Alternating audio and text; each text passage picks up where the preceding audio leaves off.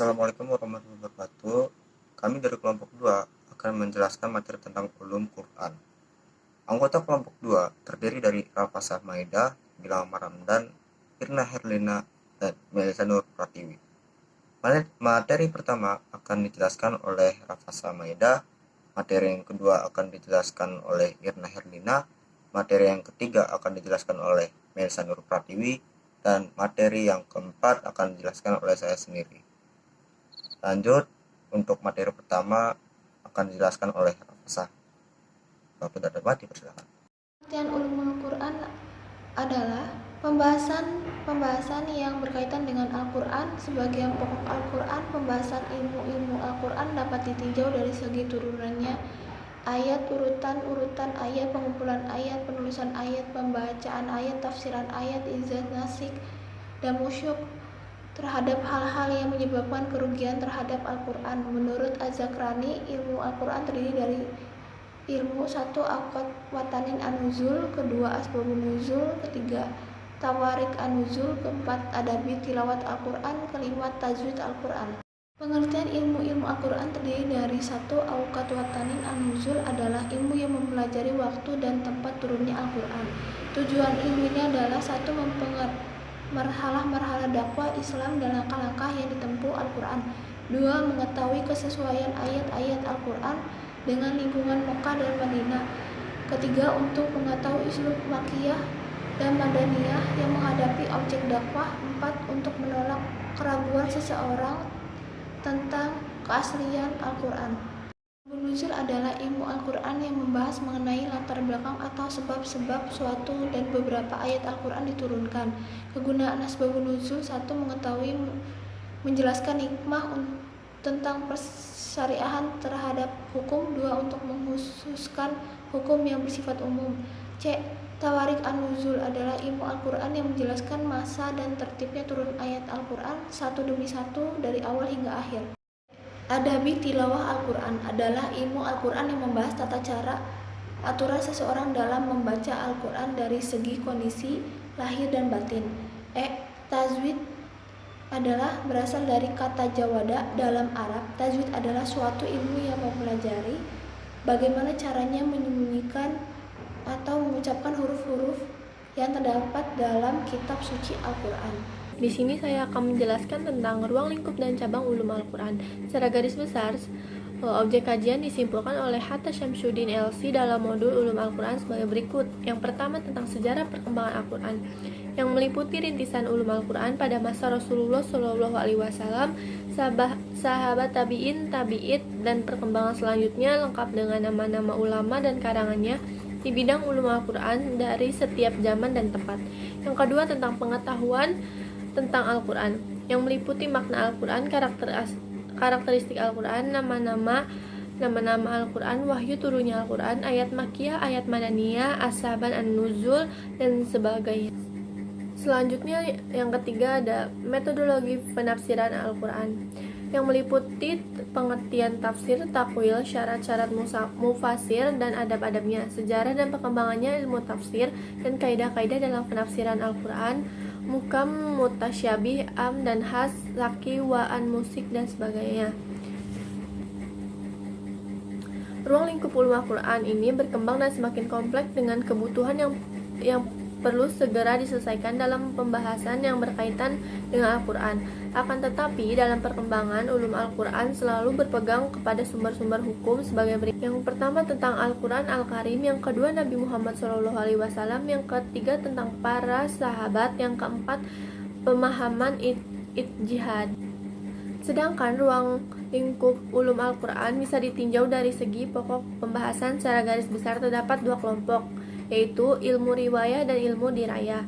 Hasbi lebih merinci tentang ruang lingkup ulum Al-Quran yang secara garis besar terdiri dari persoalan sebagai berikut.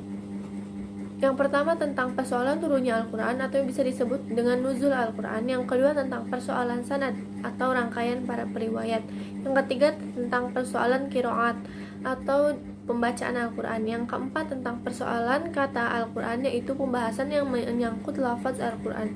Yang kelima, tentang persoalan makna-makna Al-Quran yang berkaitan dengan hukum. Yang keenam, tentang persoalan makna Al-Quran yang berkaitan dengan kata-kata Al-Quran. Di sini saya akan menyampaikan materi tentang sejarah perkembangan ulum Al-Quran.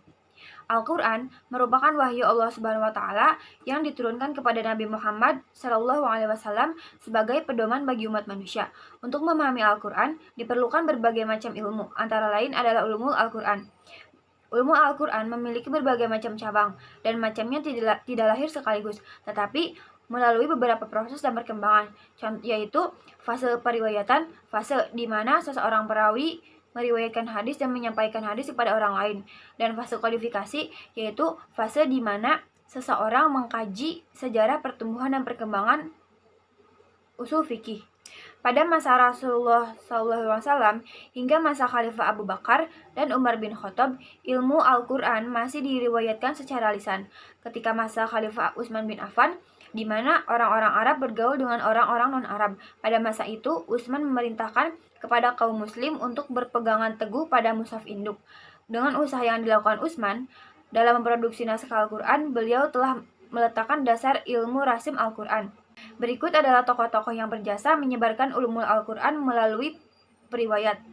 1. Khulafaur Rasyidin, golongan sahabat. Mereka adalah Ibnu Abbas, Ibnu Mas'ud, Zaid bin Sabit, Ubay bin Ka'ab, Abu Musa al-Ash'ari, dan Abdullah bin Zubair. Yang kedua, golongan tabi'in di Madinah, yaitu Mujahid Atta, Qatadah, Hasan Basri, Said bin Zubair, Zaid bin Aslam.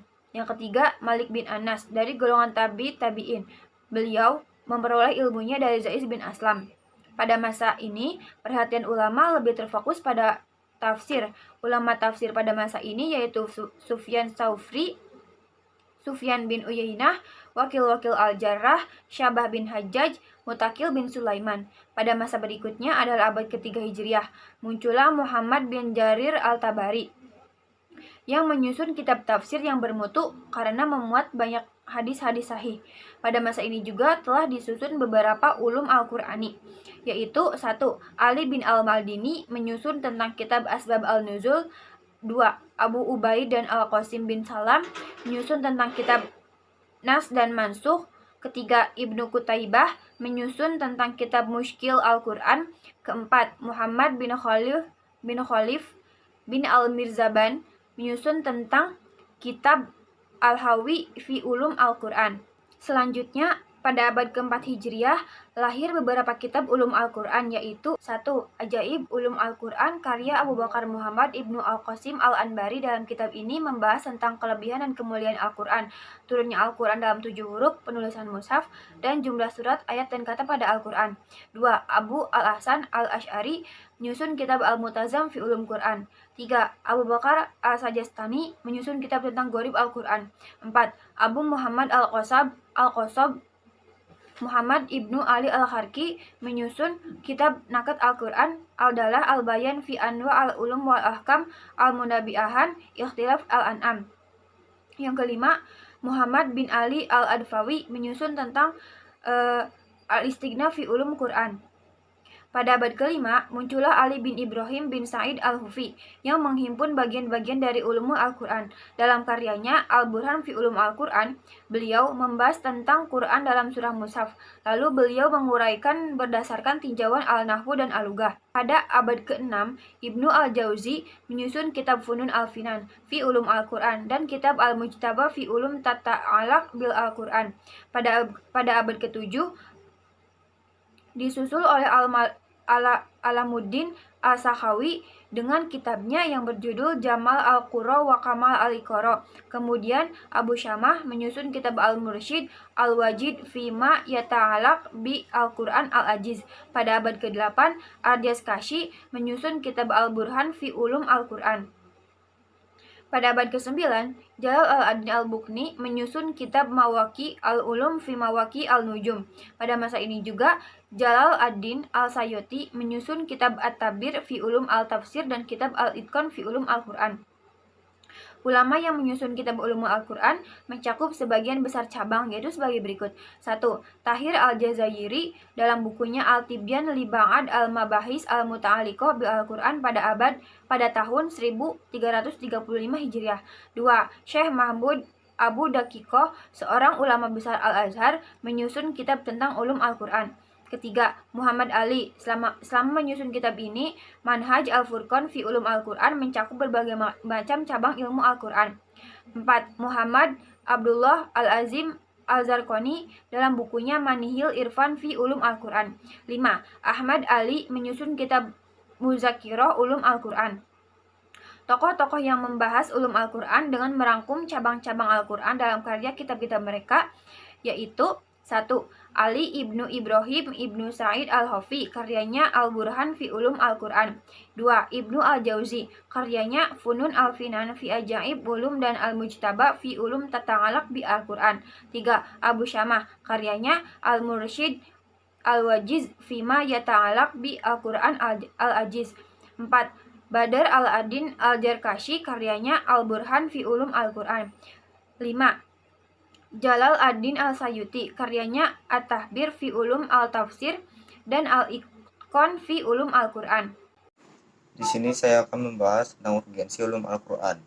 Letak urgensi dalam mempelajari ulum Al-Quran, yaitu pemahaman yang baik terhadap ilmu ini merupakan neraca yang sangat akurat dan dapat dipergunakan oleh mufasir dalam memahami firman Allah dan mencegahnya secara umum untuk melakukan kesalahan dan kedangkalan dalam tafsir Al-Quran. Ulumul Quran adalah ilmu-ilmu yang membahas tentang Al-Quran, dari segi urutan-urutannya, pengumpulannya, penulisannya, bacaannya, penafsirannya, pemuktizatannya, serta penolakan terhadap hal-hal yang bisa menimbulkan keraguan terhadap Al-Quran. Definisi yang bervariasi tentang ulumul Quran disebabkan oleh kajian yang berasal dari berbagai sudut pandang. Lalu yang ulumul Al-Quran adalah itu sudah tadi saya bahas. Lanjut, maksud dan tujuan ulumul Quran. Tujuan ulumul Quran adalah sebagai alat ke dalam memahami Al-Quran sehingga melahirkan sebuah pemahaman yang sesuai dengan keinginan Allah. Selain itu, maksud dan tujuan mempelajari ulumul Quran yakni untuk mengetahui persyaratan-persyaratan dalam menafsirkan Al-Quran untuk memahami kalam Allah Subhanahu wa Ta'ala. Sejalan dengan keterangan dan penjelasan dari Rasulullah SAW, serta sejalan pula dengan keterangan yang dikutip oleh para sahabat dan tabi'in tentang interpretasi mereka perihal Al-Quran.